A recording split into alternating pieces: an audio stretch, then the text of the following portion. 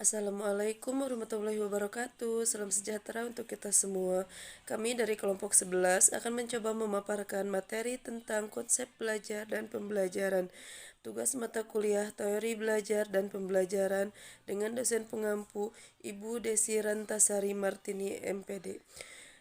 Kelompok 11 beranggotakan saya sendiri Bayu Aryani, Ibu Neni Setiari, Ibu Pina Rahayu, Ibu Repi Rahmawati, Ibu Ika Lestari, Ibu Nenti Septianti, Ibu Yulianti Pertiwi, dan Ibu Siti Hasanah. Berikut pemaparannya yang akan disampaikan oleh rekan-rekan saya. Kepada rekan-rekan saya persilahkan. Selanjutnya, pengertian pembelajaran dan pembelajaran. Sebagai landasan mengurai mengenai apa yang dimaksud dengan belajar, terlebih dahulu akan dikemukakan oleh Hildred dan Bower dalam buku The Rise of Lane 1975. Mengemukakan belajar berhubungan dengan perubahan tingkah laku seseorang terhadap suatu situasi tertentu yang disebabkan oleh pengalamannya yang berulang-ulang dalam situasi itu, di mana perubahan tingkah laku itu tidak dapat dijelaskan atau dasar kecenderungan respon pembawaan, kematangan, atau keadaan-keadaan sesaat seseorang. Misalnya, kelelahan, pengaruh orang, dan sebagainya.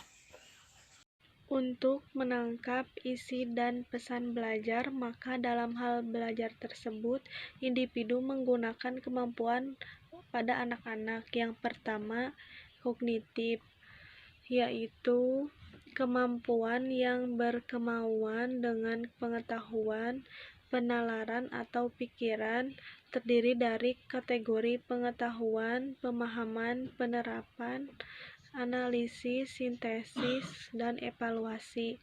Yang kedua, afektif, yaitu kemampuan yang mengutamakan perasaan, emosi, dan reaksi-reaksi yang berbeda. Dan garis penalaran yang terdiri dari kategori penerimaan, partisipasi, penilaian atau penentu sikap, organisasi, dan pembentukan pola hidup. Yang ketiga, ada psikomotorik, yaitu kemampuan yang mengutamakan keterampilan jasmani, terdiri dari persepsi, persiapan, gerakan terbimbing, gerakan terbiasa, gerakan kompleks, penyesuaian pola gerakan, pola yang kreativitas. Proses pembelajaran pada awalnya meminta guru untuk mengetahui kemampuan dasar yang dimiliki oleh siswa, meliputi 1. Kemampuan dasarnya, kedua, motivasi, ketiga, latar belakang akademis, keempat, latar belakang sosial ekonomi. Teori belajar dan pembelajaran menurut para ahli. Menurut teori ini, otak manusia terdiri dari bagian-bagian atas daya-daya seperti kognisi, emosi, konasi, efektif, dan psikomotor. Dalam hal ini, peserta didik dapat dilatih otaknya dengan memberikan problem solving sehingga dapat dilihat bagaimana cara untuk memecahkan masalah tersebut. Sehingga proses untuk mendapatkan informasi-informasi atau jawaban dari pemecahan masalah tersebut diproses melalui pola pikir.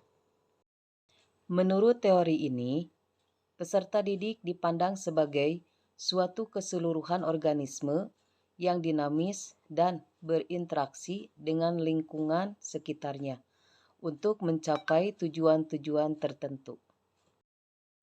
Ilmu jiwa daya, teori belajar asosiasi, teori belajar organisme gestalt, teori behaviorisme. Teori ini disebut juga dengan Eschborn Theory, artinya menurut teori ini aktivitas pendidik di dalam pembelajaran harus memberikan stimulus-stimulus sehingga peserta didik dapat belajar dengan baik. Pada dasarnya, teori behaviorisme memandang bahwa manusia sepenuhnya adalah makhluk reaktif yang perilakunya dikontrol oleh faktor-faktor yang datangnya dari luar. Dengan kata lain, lingkungan merupakan faktor penentu dari perilaku manusia. Materi selanjutnya, menurut Piaget, perkembangan kognitif anak dibagi menjadi 4 bagian. Antara lain, 1. Tahapan sensor motor. Usia sensor motor 18 sampai 25 bulan. Tahapan sensor motor adalah yang pertama 4 tahapan dalam teori Piaget mengenai perkembangan kognitif anak Piaget. Yang kedua, tahapan praoperasional usia 2 sampai 7 tahun. Tahapan ini dimulai sekitar 2 tahun berlangsung hingga kira-kira 7 tahun. Yang ketiga, tahapan operasional konkret. Usianya 7 sampai 11 tahun. Tahapan ini berlangsung dan ditandai dengan perkembangan pemikiran yang teoritis dan rasional. Tahapan yang terakhir adalah tahapan operasional formal. Usianya 12 tahun ke atas. Perkembangan kognitif dan menurut tahapan terakhir dimulai sekitar 12 tahun ini berlangsung hingga dewasa. Saat remaja memasuki tahapan ini, mereka memperoleh kemampuan untuk berpikir secara abstrak dengan memanipulasi ide di kepalanya masing-masing tanpa ketergantungan pada manipulasi konkret.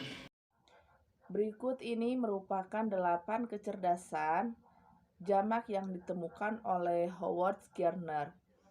Kecerdasan linguistik atau word smart, kecerdasan natural atau nature smart, kecerdasan musikal atau music smart, kecerdasan interpersonal atau people smart, kecerdasan logika atau matematika, kecerdasan visual spesial atau picture smart, dan yang terakhir kecerdasan interpersonal atau self smart.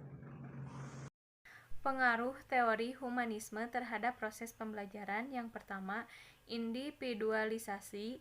Perilaku individualisasi didasarkan pada kebutuhan dan individualisasi atau kepribadian. Yang kedua, metodologi. Menggunakan pendekatan proyek yang terpadu, menekankan pada pembelajaran kehidupan sosial. Yang ketiga, tujuan-tujuan kulikuler. Memusatkan diri pada pengembangan sosial, keterampilan, berkomunikasi, tanggap pada kebutuhan kelompok dan individu. Yang keempat, bentuk pengelolaan kelas. Peserta didik diberi kebebasan memilih sedangkan guru membantu, bukan mengarahkan. Yang kelima, motivasi. Motivasi belajar bersifat intrinsik, bersasarkan pemuasan kebutuhan individu. Terakhir yaitu implementasi pembelajaran PAUD berdasarkan konsep dan teori. Guru hanya sebagai pengajar yang berarti memberikan pelajaran pada anak didiknya.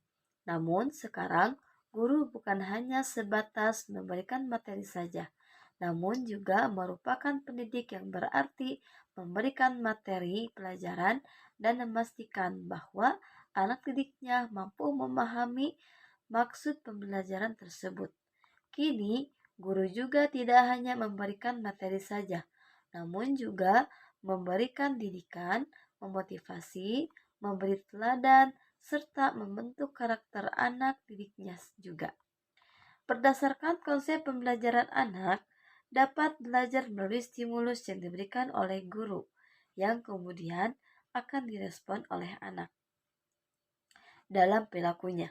Maka dari itu, pendidik baik itu guru ataupun orang tua perlu berhati-hati dalam memberikan stimulus pada anak, sebab hal tersebut akan berkaitan langsung dengan respon yang dipertunjukkan oleh anak.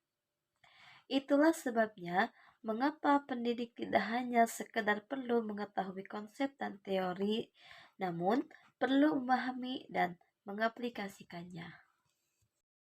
Terima kasih pada rekan-rekan semua yang sudah memaparkan materinya. Sekian pemaparan materi dari kelompok kami, semoga bermanfaat dan mudah dipahami. Mohon maaf apabila masih terdapat kesalahan di dalamnya. Wassalamualaikum warahmatullahi wabarakatuh.